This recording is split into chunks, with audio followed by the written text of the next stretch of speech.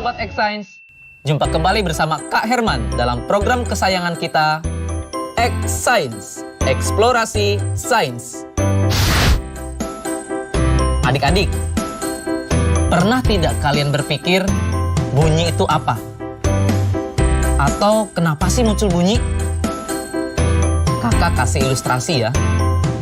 Jika kalian sedang terdiam, tiba-tiba kalian memukul meja. Apa yang akan terdengar? Suara atau bunyi? Atau ketika kalian terdiam, ada nyamuk terngiang di dekat telinga kita. Apa yang terdengar? Bunyi atau suara? Jadi, bunyi itu apa sih? Bunyi adalah suatu gelombang yang dihasilkan oleh benda yang bergetar.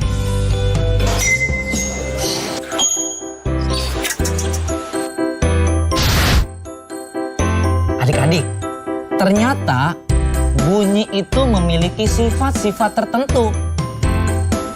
Apa aja sih sifat-sifat bunyi? Yang pertama, bunyi merambat memerlukan medium. Perambatan bunyi dapat terjadi lewat medium, baik itu padat, cair, maupun gas. Namun, bunyi tidak dapat merambat di ruang hampa karena tidak ada medium di ruang hampa. Yang kedua, bunyi dapat dibiaskan. Pastinya adik-adik pernah mendengar suara petir kan? Kalau adik-adik dengarkan secara seksama, suara petir di malam hari akan terdengar lebih keras dibandingkan di siang hari. Kenapa coba? Pada siang hari, udara di permukaan lebih panas dibandingkan di malam hari.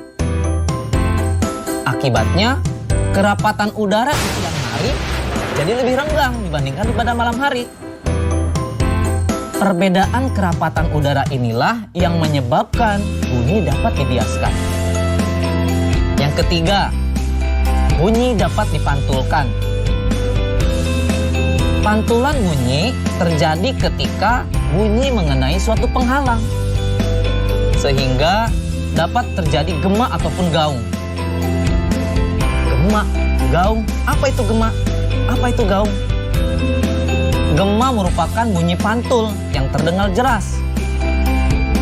Contohnya, ketika adik-adik berteriak di tepi tebing, nanti akan terdengar dengan jelas. Sedangkan kalau gaung adalah bunyi pantul yang terdengar kurang jelas. Contohnya, adik-adik berteriak di dalam goa atau di dalam sebuah ruangan. Biasanya adik-adik akan mendengar suara yang tidak jelas.